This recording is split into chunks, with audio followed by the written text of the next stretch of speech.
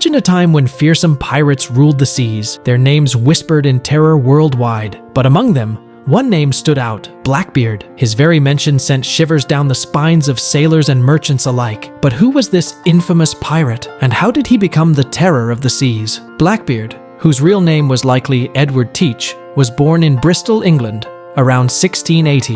344 years ago. Bristol, a bustling international seaport at the time, was where his journey began. In those days, ships were the primary mode of transportation, as aircraft hadn't been invented yet. From a young age, Teach was fascinated by naval ships and the adventures they promised. In 1699, at just 19 years old, he boarded a naval ship and sailed to the Caribbean, a hub of maritime trade, and unfortunately, the slave trade. The journey captivated him so much that he chose to make a life at sea, eventually becoming a sailor. This was during the War of the Spanish Succession, a time when privateers, essentially government-sanctioned pirates, were common. These private ships were equipped with weapons and permitted by governments to attack enemy vessels. Blackbeard soon began operating such ships, marking the start of his notorious career. As the 17th century turned into the 18th, the Caribbean became a hotbed of trade, and with it came an increase in piracy. One notable pirate of the time was Henry Jennings, who abandoned his privateering to fully embrace the life of a pirate. Jennings established a base on the deserted island of New Providence in the Bahamas,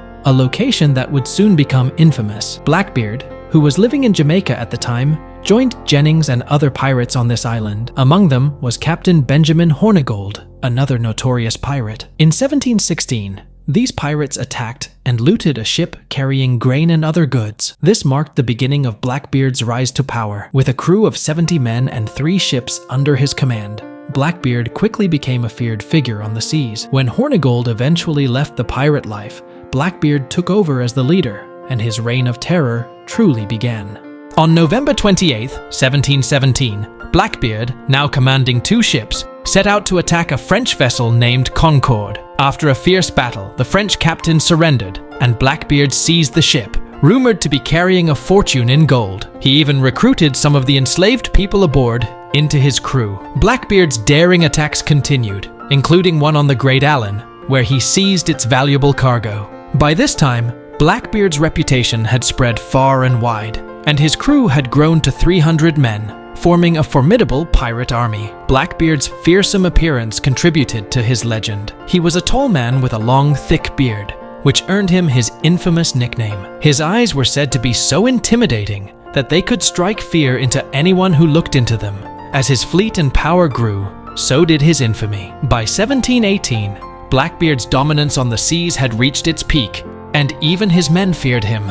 During this time, he sailed towards South Carolina, a British-controlled province, where he continued his reign of terror. He captured a ship carrying British politicians and demanded that the South Carolina government provide his crew with medicine, threatening to behead his captives and burn their ships if his demands weren't met. The government complied, but Blackbeard was growing tired of the pirate life. Rumors of a military force being sent from England to eradicate the pirates reached Blackbeard, and he decided to take advantage of a pardon offered to those who promised to give up piracy before September 5, 1718. Blackbeard accepted the pardon and settled on Ocracoke Island, even marrying. However, this reprieve was short-lived. A few months later, he returned to his old ways, raiding ships in Delaware Bay, now part of the United States. But Blackbeard's days were numbered. The governor of Virginia, Alexander Spotswood, was determined to end the pirates' reign.